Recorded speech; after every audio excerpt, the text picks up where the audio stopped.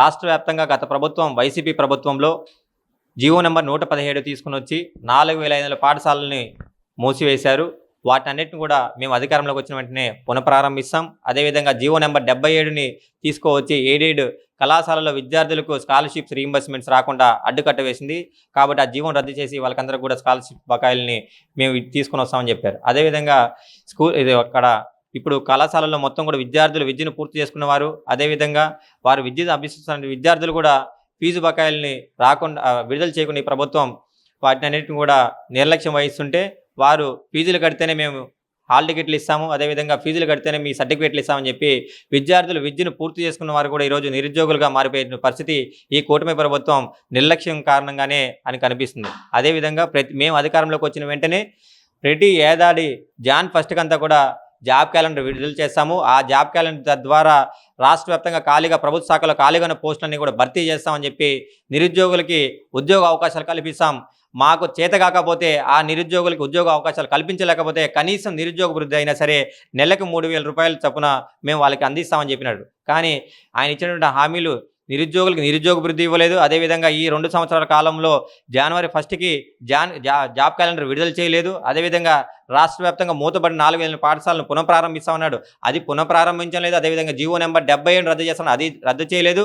మరీ ముఖ్యంగా గత ప్రభుత్వం అంగట్లో సరుకులాగా ప్రభుత్వ మెడికల్ కళాశాలల్లో జీవో నెంబర్ 107, 108 తీసుకుని వచ్చి అక్కడ ఏబీసీ కేటగిరీలో విభజించి అక్కడ మెడికల్ కళాశాలలో సీట్లను ప్రభుత్వ మెడికల్ కళాశాల సీట్లు అమ్ముకుంటుందని చెప్పి ఆ ప్రభుత్వం పైన అప్పుడు విమర్శించారు. కానీ మేము వచ్చిన వెంటనే ఆ జీవోలు రద్దు చేసి ప్రభుత్వ మెడికల్ కళాశాలను ప్రభుత్వ రంగంలోనే 100% కొనసాగిస్తాం.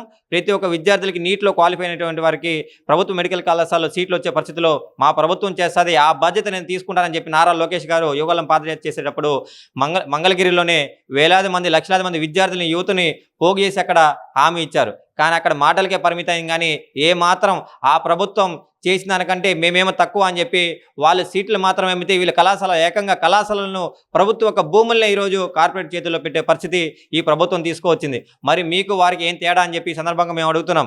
ఏ ప్రభుత్వం అధికారంలోకి వచ్చిందా సరే విద్యార్థులకు ఏమాత్రం న్యాయం జరగట్లేదు, నిరుద్యోగులకు ఏమాత్రం ఉద్యోగ అవకాశాలు కల్పించలేదు.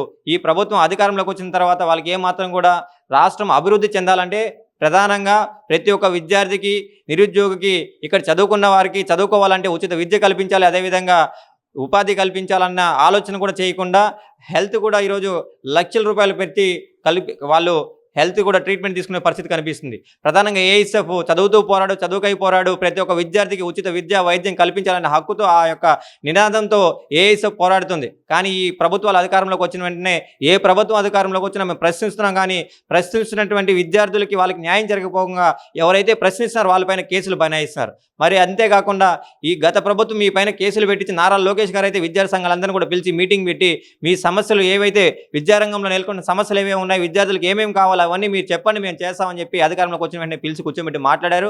అదేవిధంగా గత ప్రభుత్వం మీ పైన కేసులు ఎవరైతే న్యాయం కోసం పోరాడారో, ఎవరైతే విద్యార్థులకు ఏం కావాలని పోరాడారో వాళ్ళపైనంతా కూడా ఆ విద్యార్థి సంఘాల నాయకులపైన కేసులు పెట్టారు. ఆ కేసులు కూడా తొలగిస్తామని చెప్పారు. కానీ కేసులు తొలగించలేదు, అదేవిధంగా విద్యార్థులకు న్యాయం చేయలేదు.